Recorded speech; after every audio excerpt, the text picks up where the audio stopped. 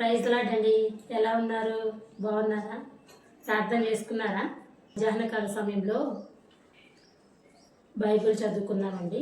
ఒక వచనం మీకు గుర్తు చేయాలని ఆశపడుచున్నాను. ఎఫెసీయులకు 5వ అధ్యాయం 31వ వచనం. సమస్తమైన ద్వేషము, క్రోధము, కోపము, అల్లరి, దూషణ, సకలమైన దుష్టత్వము మీరు విసర్జించుడి. దేవుడి పరిశుద్ధ వాక్యం దీవించబడునుగాక.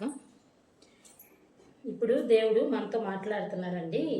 మన హృదయంలో ఉన్న పాపము, ద్వేషము, క్రోధము, అల్లరి, అటువంటి చెడుతనమని దేవుడు విసర్జించమని చెప్తున్నాడండి.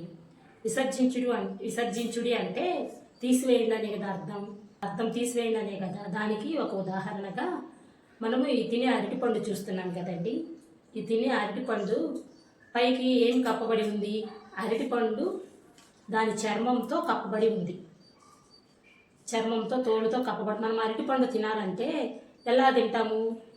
ఈ వేస్ట్ అయిన ఈ మనకు పనికిరాని ఈ తోలు తీసేసి, పైన స్కిన్ తీసేసి తింటాము. తినటం వల్ల మనకేమవుతుంది? మనకు అవసరమైన దాన్నే మనం అరటిపండులోంచి తీసుకుంటాం. అనవసరమైన దానిని తీసేస్తాం, అంటే తొలగిస్తామని. అలాగే కాదు. ఫర్ ఎగ్జాంపుల్ ఇంకొకటి కమలా పండు ఉంది కదా, ఆరెంజ్. అది కూడా మనం ఏం చేస్తాము? తొక్క తీసేసి లోపల మాత్రమే తింటాము. దానివల్ల మనకేమొస్తుంది? అరటిపండు వలన కాల్షియం ఎక్కువగా ఉంటుంది, షుగర్స్ ఎక్కువగా ఉంటుంది. మళ్ళీ కమలా పండులో సి విటమిన్ అధికంగా లభిస్తుంది. సి విటమిన్ వల్ల మనకి స్కిన్ గ్లోయింగ్గా ఉండిద్ది. మళ్ళీ కొంతమందికి చిగుళ్ళ సమస్య కూడా ఉంటుందండి. జింజువైటిస్ అంటారు. చిగుళ్ళ నుండి రక్తం వస్తుంది. అటువంటి జబ్బులను కూడా నయం చేస్తుంది. ఎలాగా?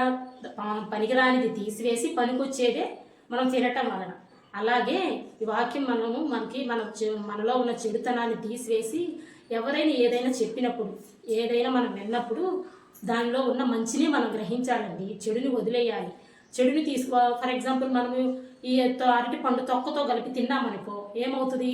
తొక్కతో కలిపి తింటే ఈ తొక్క మన డైజెషన్ సిస్టంలోకి వెళ్ళి అరగదు. కాబట్టి దానివల్ల ఏమొచ్చింది? కడుపులో నొప్పి వచ్చింది. అలానే మనలో ఉన్న చెడుతనంని తీసివేసి, మనకి ఎవరు ఏమైనా చెప్పినా సరే అందులో మనం మంచిని గ్రహించగలిగితే దేవుడు మన హృదయంలో కార్యం జరిగించి, దేవుడు మన ప్రార్థనలు ఆలించి మనకి ఎలా నడుచుకోవాలన్నీ కూడా మనకి తెలియజేస్తాడు. మనం ఉపయోగకరమైనవి మన హృదయంలోకి తీసుకుంటే మన జీవితం విజయవంతంగా ముందుకు నడుస్తుందండి. థ్యాంక్ యూ అండి.